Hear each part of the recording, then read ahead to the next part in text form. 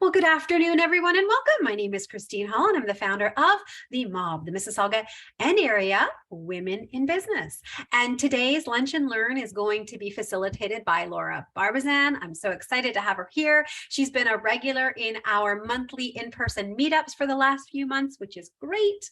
And we are going to have her as a facilitator at an in-person event in the new year. She's jumping on today to share a little teaser about what she does. And before we get started with her presentation, thank you everyone, I will say, for going into the chat box and introducing yourself. Before we hand it over to Laura, there's just a couple of things that I want to share with you. If I can see a thumbs up from someone, Laura or Laurel or Rosa, you can see the present. Okay, perfect. So as I said, please introduce yourself, 1 or 2 sentences in the chat box. Tell us who you are, what you do, who you serve, who you help, and then share one link, the most important link for you to be able to continue to connect or foster or build this relationship with the women in this particular event or online Lunch and Learn. And for those of you who I haven't met, and I think I have met everyone on this call, but I am your host today. My name is Christine Hall, and I own a company called Christine Hall and Associates. My team and I provide an array of professional, administrative, technical, and social media assistance to small business owners. And since COVID began, we actually shifted to focus more on social media and working with realtors or in the real estate industry. So if you know anyone who might be looking to bring on some help in that area, I'd love to chat and perhaps get a referral or an introduction. I also offer group training and individual one-on-one training on an array of social media apps like Facebook, Instagram, LinkedIn, Canva, MailChimp. I did start my career way back in my mid-20s as an apps instructor. I was teaching everything under the Microsoft umbrella. Do you remember that lovely conversation we had, Laurel, last year about our shared experience as instructors, application instructors? Yes. Okay. I also teach all of the Google Suite as well.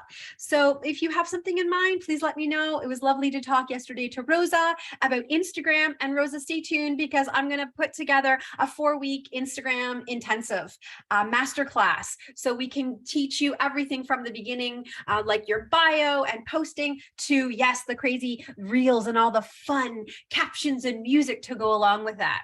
It'll be 3 online classes and then 1 live in-person training when we do the reels. So stay tuned for details. Today, we have Laura here with us, who is the co-founder and owner of the Leadership Design Studio, and she's going to be talking about developing our mental fitness muscles. And during our presentation today, we're going to learn how we can grow the 3 core muscles to help us not survive, but thrive in challenging times. I love it. So Laura, just before I bring you on and share the screen, I want to point out to ladies that we have our November events up. We have another Lunch and Learn coming up on November 15th with Julia Casivo Carter. She has spoken before. She's going to be doing a Lunch and Learn on how to tailor your marketing message to create better business results. So if you want to sign up for that one, you can go to MAWB.ca events and you can register. Now, we had such an amazing time at our wine and cheese night. We are doing it again, but this time it's a much more intimate session, and it is going to be held at Julie Marchand's photography studio in Port Credit. And she's actually going to teach us how to use the camera, the phone, to take pictures, and how we can use light to improve our selfies as well as our product photography. So very intimate evening. It's a small venue, so only 14 spots. We will have champagne and hors d'oeuvres and non-alcoholic beverage if you prefer that. And then our MAWB meetup in November on the 23rd. So check those out on our events page. We'd love to see you at one, all, or some of those events. Okay, Laura, I have already given you co-host status. So why don't you go ahead, open your presentation, and then share more about who you are and what you do. Excellent. Thank you so much, Christine, for the introduction. And thanks everyone for joining. I know I've seen some of your beautiful faces at those MAWB meetups. So thank you for joining. And it's really great to also meet some new members as well. I will share my presentation now. My ask, hopefully, Christine, is you can help with maybe some of the chat and see if there's some questions that come up. That would be super, super helpful for me as well. Thank you. And let me just pull up my presentation here. And if anyone can give me a little thumbs up that they can see it, wonderful. All right. So I'm wondering how many of you actually were joining just because you were kind of intrigued by the title. What is this mental fitness muscles she speaks of? So that, of course, will be something I'll dig into over the next 50 minutes. Just to quickly introduce myself, I am Laura Barbisan. I'm a leader. I've been a leader for many, many years, mostly in the corporate world, but I'm also a trained facilitator and trained coach. And I'm truly passionate about helping individuals, but especially women, I have to say, discovering their true self and designing their very unique, beautiful life. As I mentioned, I've been in the corporate world for over 20 years until a couple of years ago, where I decided I wanted a new chapter in my professional life, and hence was the birthplace of Leadership Design Studio. But and really the mission is to try and pay forward a lot of what I've learned along the way, both as a leader myself with teams of 15 to 1,500 employees, and combine that with my knowledge around learning practices, learning spaces, and models for leadership development. And coaching, I did a lot of my time as an internal coach when I was in my corporate company. And now I'm really moving into full on trying to support individuals to, discover what they want to get out of life and be able to find the actions and discern those actions and move forward towards achieving those goals. All right, so mental fitness, what is this thing she speaks of? So really mental fitness is about growing the 3 core mental muscles to thrive in challenging times.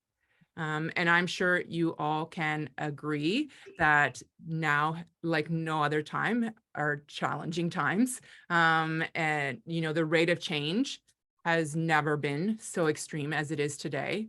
And the last couple of years, of course, has created even new challenges for us. And our ability to thrive can really be influenced by our developing these core mental muscles.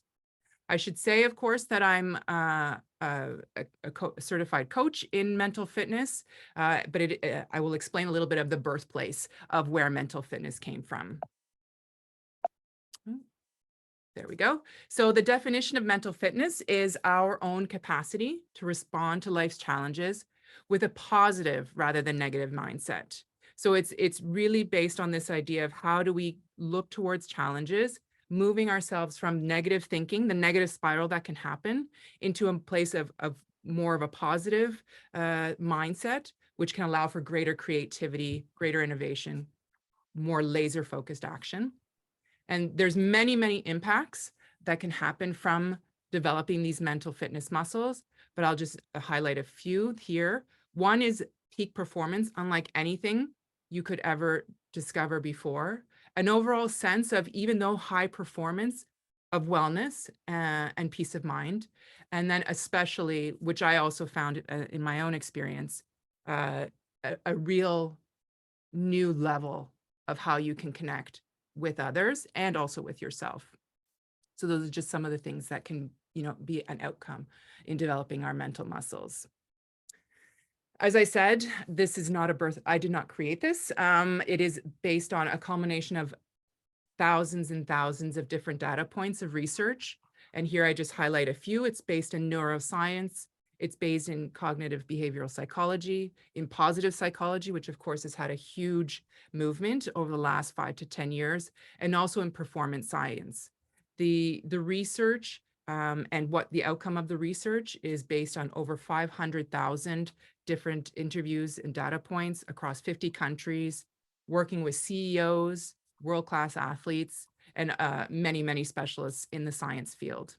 So there's a lot of background that is synthesized into then what is really the mental fitness muscles that we want to develop.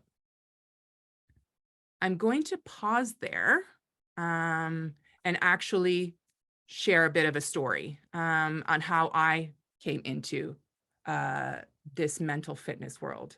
So I'm gonna, just spend a couple of minutes sharing a little bit about my story and how I came to this place. And the name of the story is A Journey Through the Voices in My Head. Sounds a little creepy, but I trust me, it's fine. So if you were to poll a random group of individuals, there's often a really common view about what a successful person looks like. They're usually very put together, very strong. They're a go-getter. They shatter every obstacle, and they crush every single goal. On the surface, I was that person, but what lay underneath couldn't be further from the truth. If I even just dial back a little bit, as I mentioned, I've been in the corporate world for over 20 years. It's fair to say, like many others, I fell into my career. I was finishing my master's, and then I discovered this organization that I just started working with part-time. And from there, I left actually my academic path and continued to pursue a career in the business world because I was seduced by this continued success in the corporate world. And I was very flattered by every advancement I would get as I would continue along. My last role in my previous organization, I was a deputy CEO, so it was large in scope. I held the strategic executive table. I coached operational teams to drive results. I increased employee engagement, and I even was generating revenue with my team beyond the $1 million mark. Year after year, I would set my sights on tackling previously unreached milestones and pushing through those claustrophobia-inducing barriers along the way. Then everything changed. A reorganization meant I had to face reapplying for my current position. Long story short, I didn't get the position. And although I was offered similar exciting opportunities with the same scope and honestly the same lucrative compensation, something in me had shifted. Because of this change in the organization, I all of a sudden started to flash back on the last few years of my life. You know, the years where I would wake up at 5:30 in the morning every night, 2:30 in the morning every night, and sit there in a state of like really sweaty anxiety, fearing all of the things that will go wrong.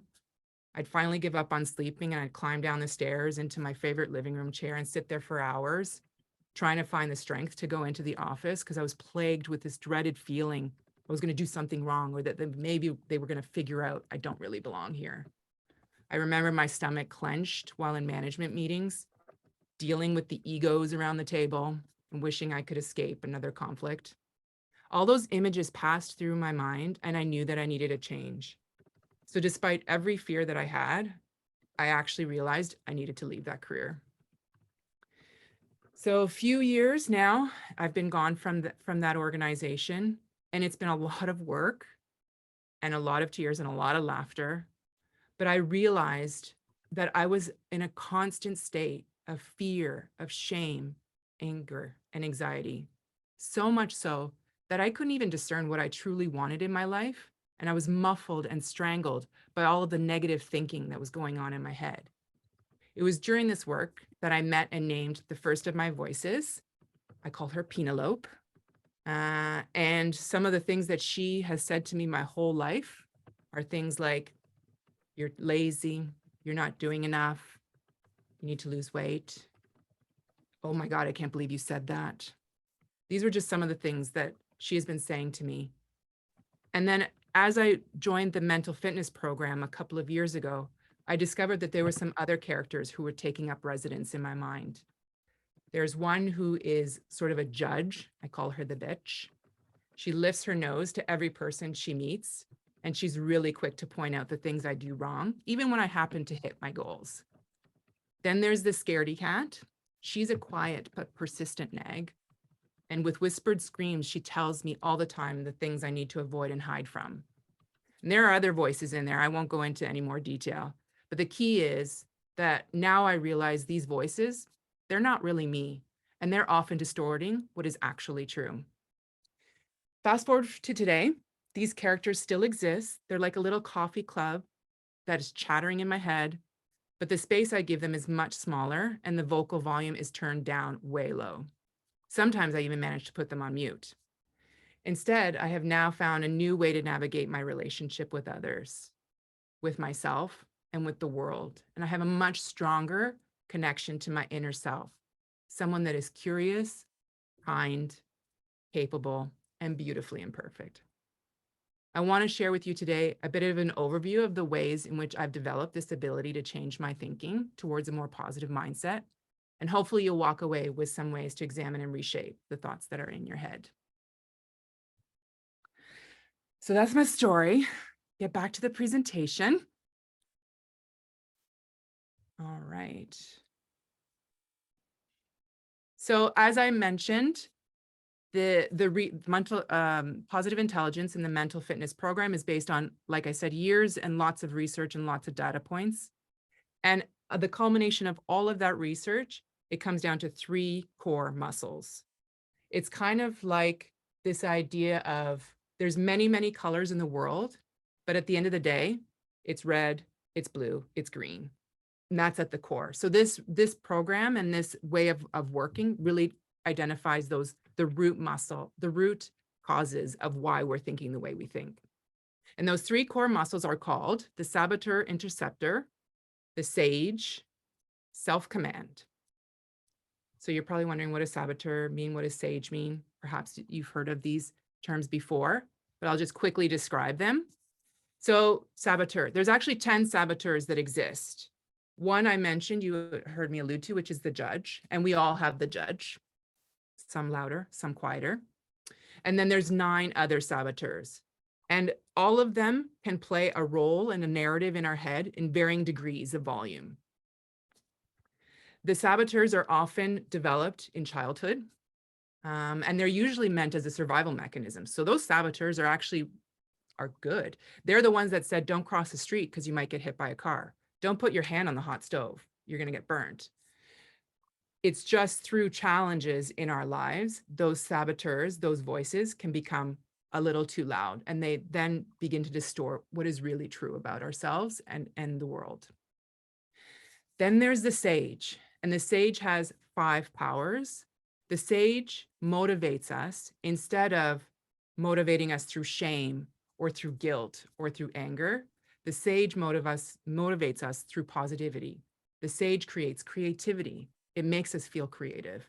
The sage makes us want to innovate. It makes us want to try things. The sage is very good at navigating and seeing future. So all of these powers exist within the sage, within the true inner self of us. So that's the first muscle then to develop is understanding the saboteur and how to intercept them. So as I mentioned, the first saboteur is the judge, and the judge will show up in 3 different ways. One is the judge of ourselves, often can be very, very unkind to us. The second is the judge of others. And then the third is the judge of circumstance. And going through this program, I realized the judge of circumstance has a front row seat in my mind. The judge of circumstance often will say things like, I'll be happy when I lose those 10 pounds. I'll be happy when I get that promotion. I'll be happy when I make 6 figures. Instead of, I am happy, but I'm still going to go after these different goals. So that's the judge. And as I said, the judge exists in all of us. Then we have the 9 saboteurs. And I'm going to just briefly describe each of them. And some of them you may find, as I describe it, you're like, oh yeah, that's me. I hear that. I hear that voice. The first is the avoider. So they focus on being positive and pleasant, even in an extreme way. They really, really want to avoid difficult tasks or avoid conflict. The victim is one that's, uses emotions and their temperament as a way to gain attention and affection. They're really focused on internal feelings, especially painful ones. They can often be seen as a martyr. There's the hyper-rational, where they have an intense and exclusive focus on the rational processing of everything, including relationships. So that's not to say being rational isn't a good skill to have, but the hyper-rational even uses the rational mind and avoids emotions on things that perhaps emotions are really critical for, like in the case of relationships. There's the stickler.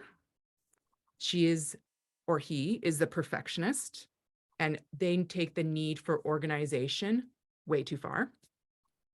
There's the pleaser. So they do everything that they can to gain acceptance and affection by helping, by pleasing, by rescuing, or by flattering. And sometimes the pleaser, when really exaggerated, then loses sight of one's own needs. There's the hypervigilant. That one is just in a continuous anxiety about all of the dangers that are going to happen around the world. When someone is vigilant, of course, that's always a good person to have, especially when you're traveling. They're problem solving, they're identifying risks. But a hypervigilant, it can be almost crippling with how much they assume worst case scenario will happen. There's the controller. They're anxiety based on their need to take charge and control of every single situation. There's the hyperachiever who really connects their own sense of worth to what they can produce and how they can perform. So their self-respect and their validation is really associated to achievements. And then there's the restless saboteur, which is constantly in search of greater excitement, can't sit still, needs to be on to the next activity, needs to be in a constant state of busyness. So those are the 9 saboteurs. And you're probably wondering, well, I want to know which ones are mine. Don't worry, I'm going to give you a chance at the end where you can actually discover your own. But I just thought I would pause here right now and hear from, or even some nods if anyone resonates or any of those sound familiar in terms of, yes, I'm seeing some nodding happening. I think in all aspects of my personal and business life, I'll touch on a little bit of all of those things. Is that something that makes sense? Like, do people have a mixture of these? Yeah. Yeah, absolutely. And it's great. It'll lead into, I'll just show here. So you'll all have a chance to do your own saboteur assessment. I'll give you the QR code so you can do that for free. It's you know, a bit of a multiple choice question.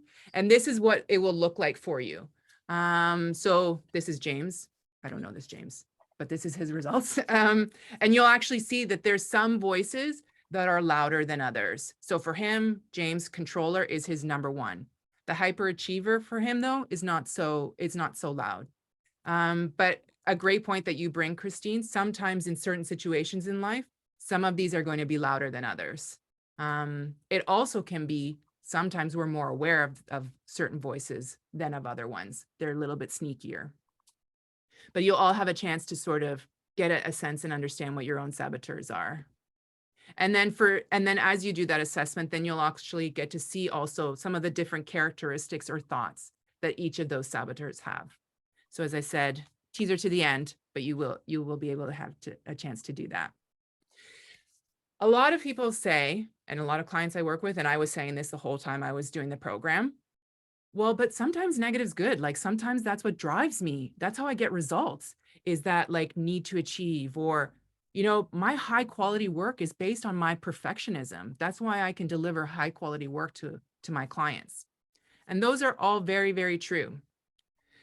The challenge is, or the issue is, when we listen only to our saboteurs, we also then don't allow for other functions in our brain, other skills to be developed, like in being creative, in being innovative, because that's just not the part of the brain where the saboteurs live. And I also often hear a lot, well, aren't negative emotions good? Like, isn't it valid for me to have a negative emotion? Absolutely.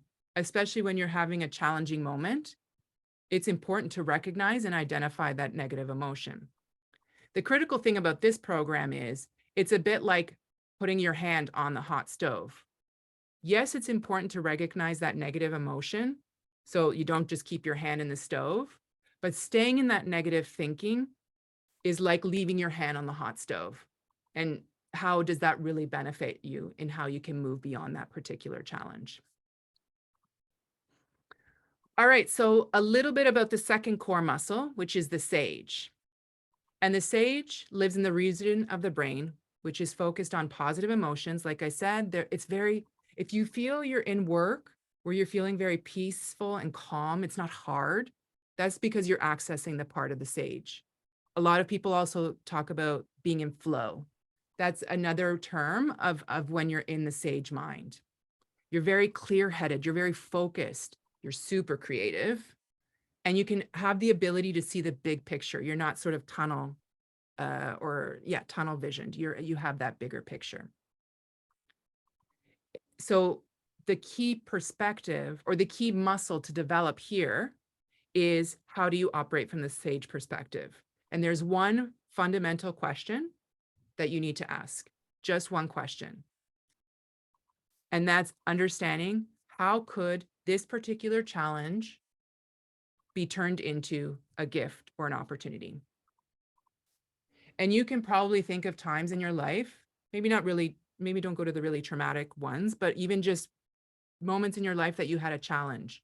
And you know, maybe it was 10 years ago, but you can sort of have a different perspective now. And you can say, actually, because of that challenge, this and this happened. Me, for example, when they were reorganizing that within my company, and I was forced to have to like reapply for my job and then decided eventually to leave. It was really challenging for me at that time. I didn't even know what I was going to do next. But looking back, it was the best gift that ever happened to me, because now I'm on a road where I'm feeling much more fulfilled. I'm feeling much more creative, and I get to meet with so many wonderful people that I wouldn't have never if I would have stayed.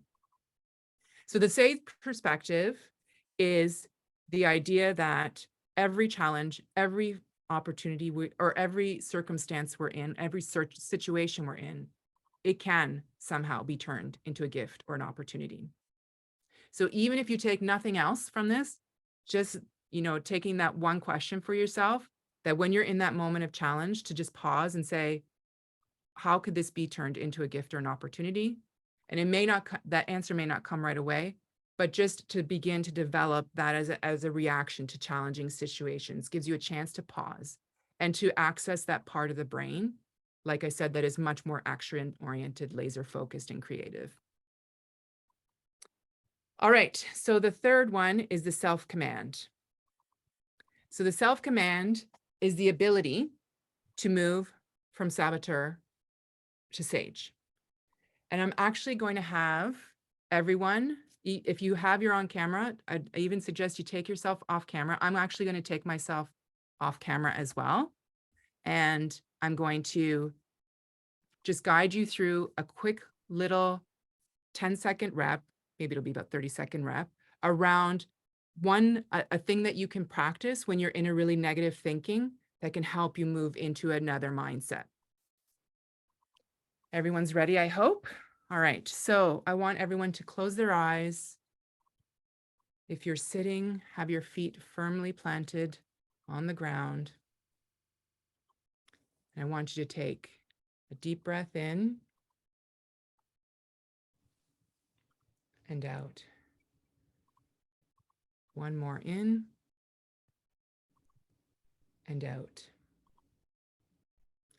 And now I want you to take a finger and your thumb and gently rub them together with such a tension that you can feel the ridges of your fingertips. Gently rubbing back and forth with such close attention that you can feel every ridge. And you're probably having still some thoughts coming into your mind. Don't get upset with them. Just gently refocus on your breathing and on the sensation of feeling your fingertips rubbing together. And now I want you to bring your two hands together, palm to palm, and then take the fingers from one hand and gently bring them down the fingers and palm of the other hand. Notice every little small sensation as you drag your fingers down your hand, across your palm.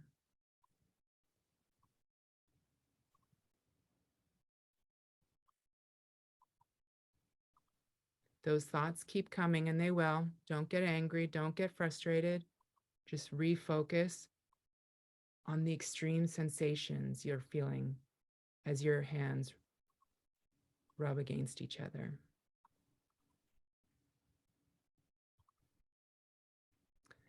All right, and I'm going to come back on camera. And if everyone can come back. Curious, spontaneously, anyone want to share how that felt?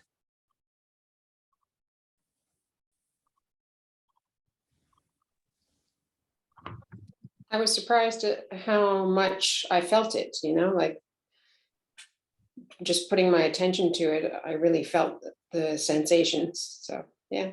Yeah, it almost becomes like extreme, like as if you're getting a massage, even though you're just gently rubbing your fingers together.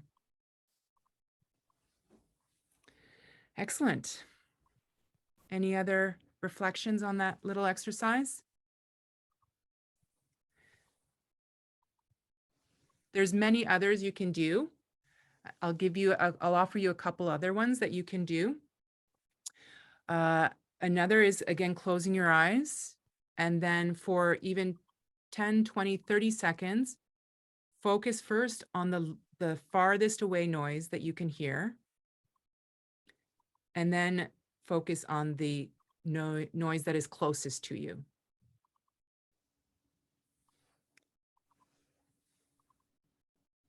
Another is taking your phone and just gently rubbing your fingers over your phone and notice every sort of sensation. And then a third one I'll give you, this is especially great if you have a window in your office or where you're working, is to just look out the window and just intensely focus on one thing that you see. Notice every texture, the colors, the movement. So even just taking those 10, 20, 30 seconds and having sort of a daily practice around that can help you, especially in those moments where you're really in a sort of, you hear the negative thoughts coming your way. And you'll notice actually after you go through the assessment and you'll identify who your top saboteurs are, you'll start to hear them all of the time. They were always there, but you're going to start to hear them even more so all the time. And that's really great practice to then say, okay, let me take 10 seconds. I do this often, when I'm on a Zoom, no one can even see me because I'm doing it right now. And it helps you to then stop the saboteur thinking and move into how could this particular challenge be a gift or an opportunity.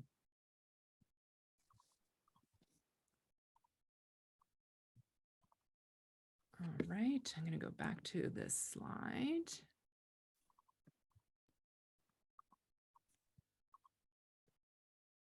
All right, so those were some of the 10-second reps that you can do. And I highly recommend, some of you that may have mindful practice may recognize even some of those. The important thing to note here, I used to try and do meditation 10, 15 minutes every morning, which can be extremely beneficial. The difference here is to try and actually practice them throughout the day. And especially when you might find those negative challenge or a challenging situation is coming up. So the real muscle that you want to develop is not, necessarily just doing it one part in the beginning of the day or at the end of the day. It's actually creating the muscle to be developed throughout the day. So this is the operating system. I'm giving it all to you right now. It's 4 simple things. If you're feeling a negative emotion, stop. You are in saboteur mode. Again, important to recognize you're having that negative emotion, right? Like you want to make sure, you want to understand your hand is on the hot stove, but we want to stop it and remove our hand from the hot stove to get ourselves out of saboteur mode.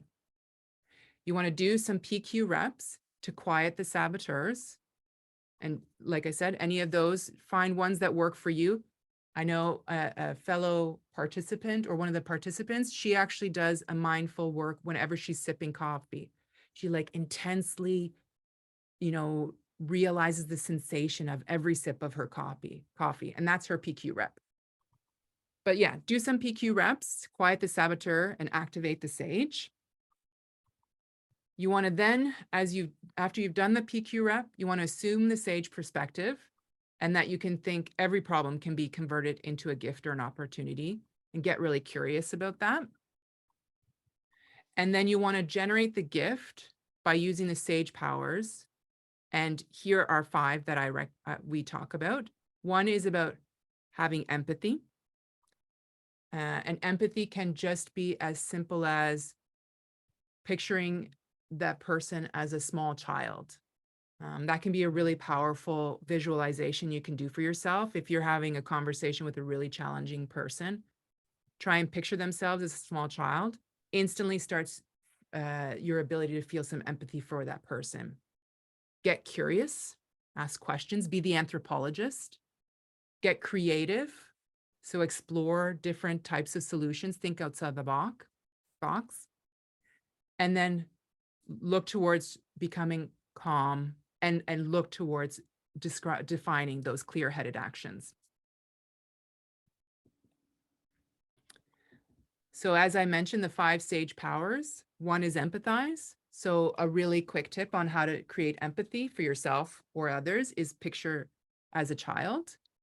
2 is explore, pretend you're Indiana Jones, and how would you go about exploring this particular situation and getting under all the nooks and crannies and understanding it all. 3 is innovate.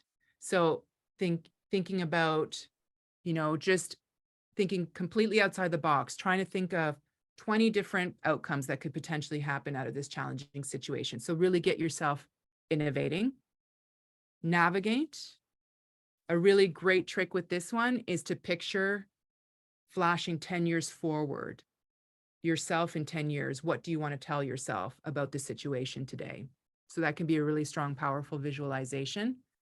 And the 5th is activate.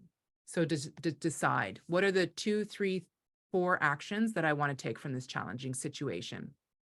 You don't have to always go in the order of these 5 steps.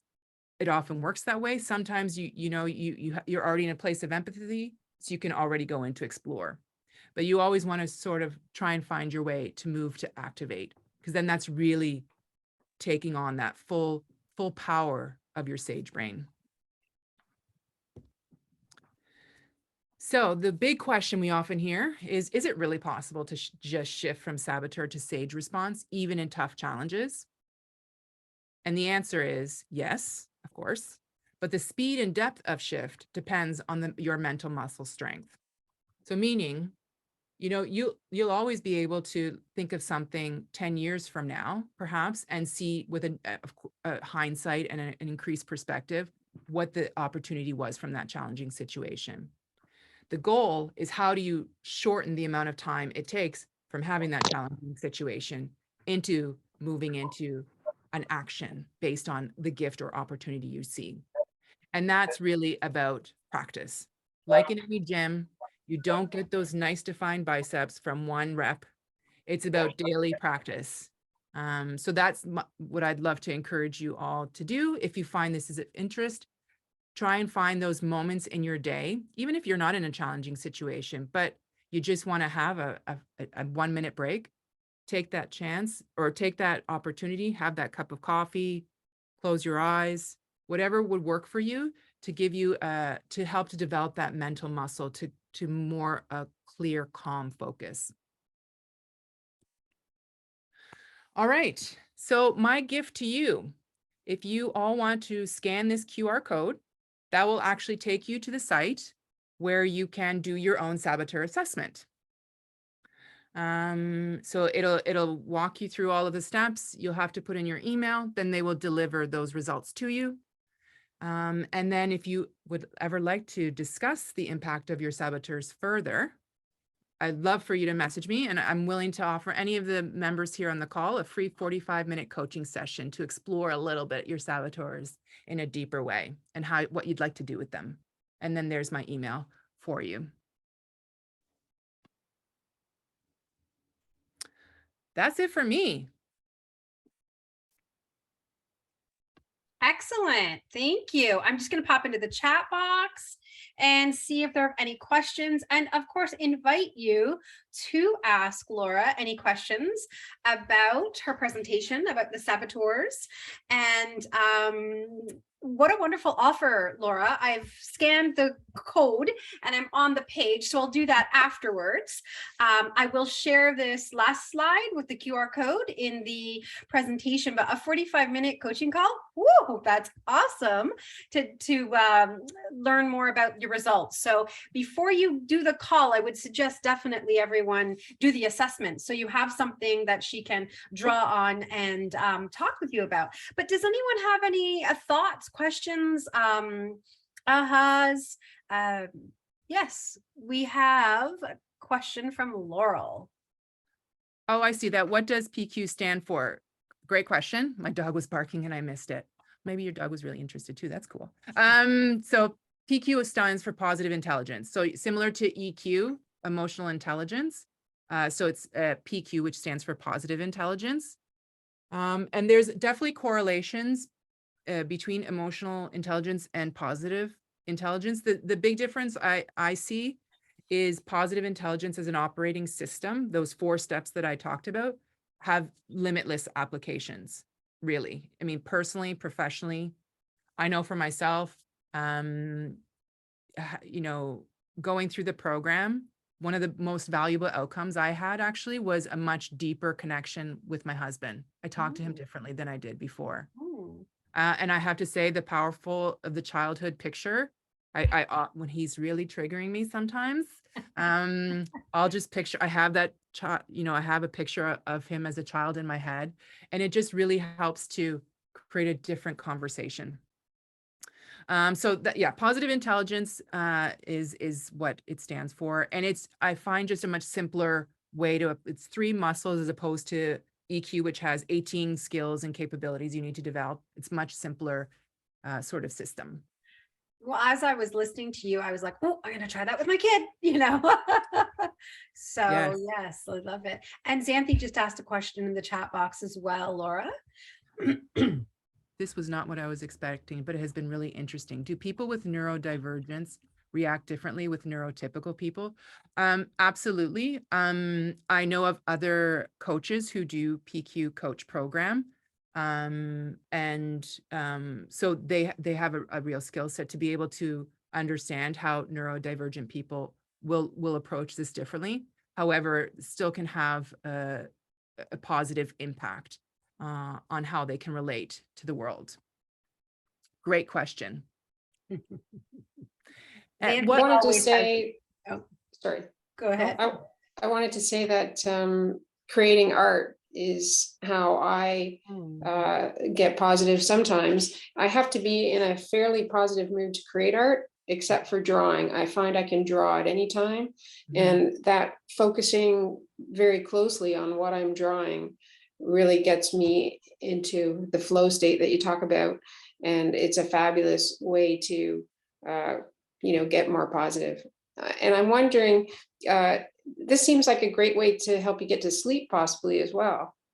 Yes, I've never slept better in my life. And when I shared that story about waking up every morning at 2:30, that's no lie. That was my everyday reality. And I tried everything.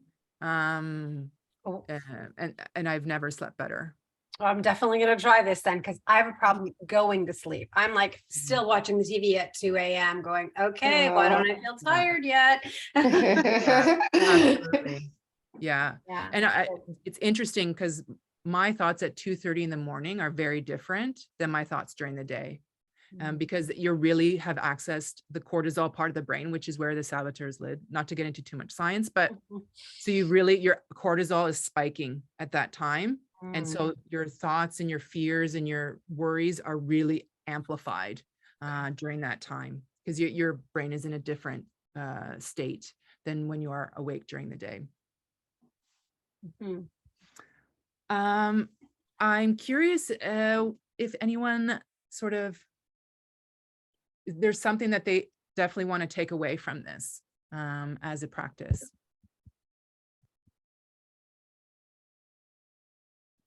Well, Laura, I'd love to hear one of your aha moments as well. Laura just posted that she had lots of aha moments. I'd love to, Laura Plummer, if you wanted to share one of those with us. Hi there. My camera's off because I am recovering from COVID, so I don't look fantastic. I'm starting to feel better, but Anyway, the biggest one I would say is just the whole concept of saboteur. I mean, I'm always telling that to my daughter, you know, you're sabotaging yourself, like you're looking for the negative. And when I'm telling her that, I'm also, you know, there's the voice in the back of my head saying, okay, Laura, listen to yourself, like practice what you preach. You know, you're telling her you need to be doing it yourself.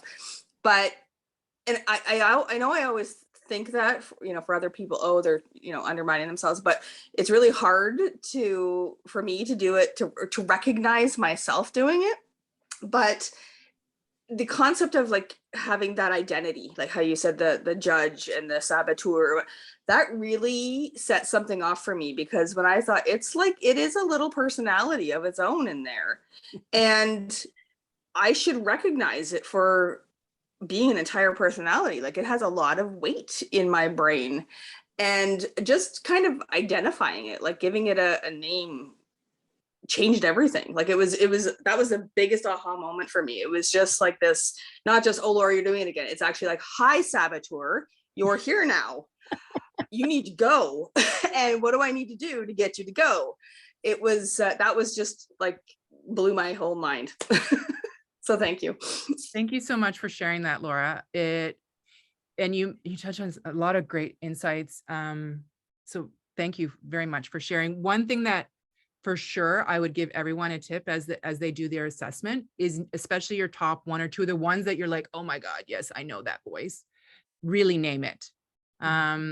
So, and I recommend sometimes actually giving it a funny name, because then you start to have a bit of a sense of humor around the negative voice.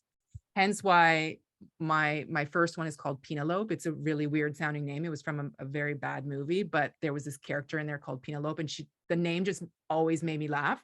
Hence why I use that name, because then you start to lighten already the feeling of having these voices.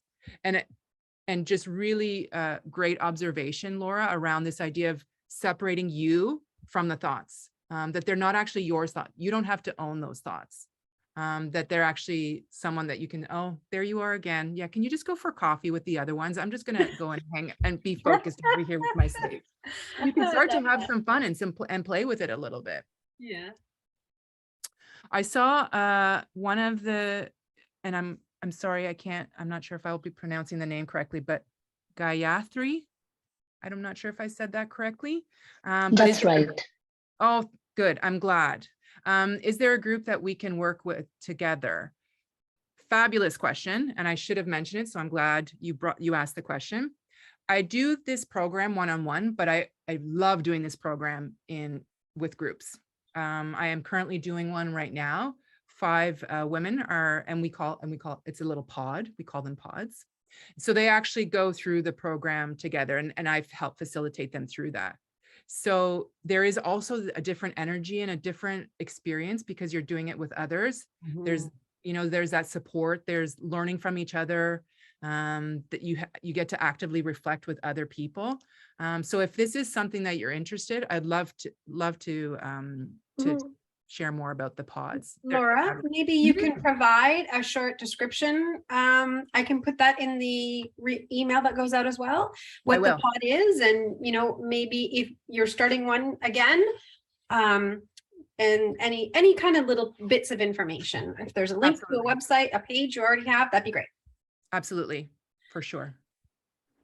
I think there's a couple more comments or questions.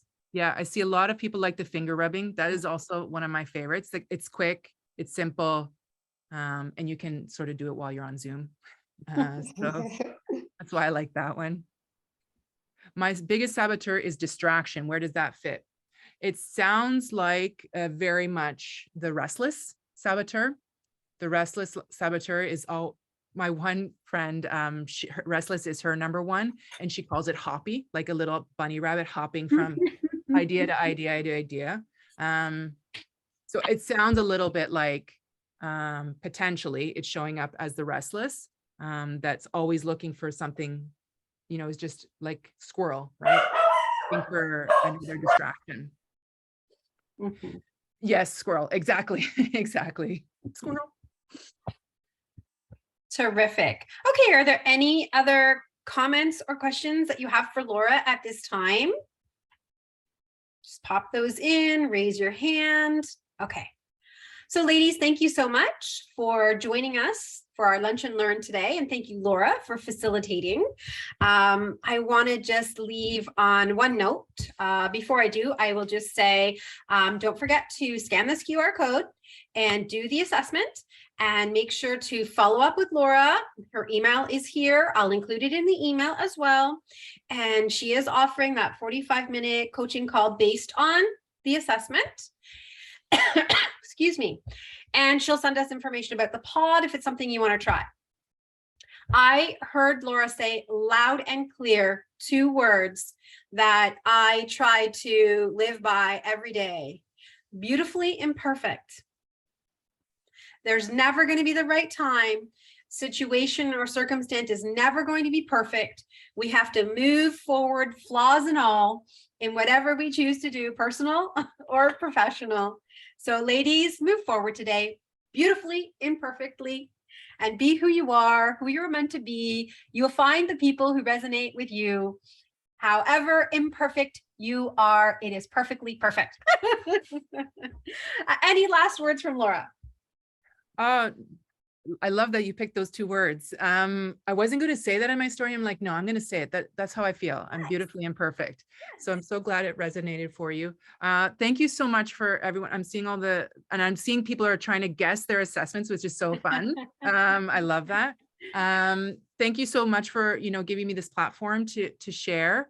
I hope it gave you something that you can walk away with. That's always really important to me. And even if you have feedback around the presentation or have more questions, please don't hesitate to reach out. Yeah, it's just been a real pleasure to spend this hour with you. Fantastic. Thanks so much, and have a great day, everyone. We'll see you again, and check out mawb.ca/events so you can see what we have coming up in the month of November. Take care. Bye now.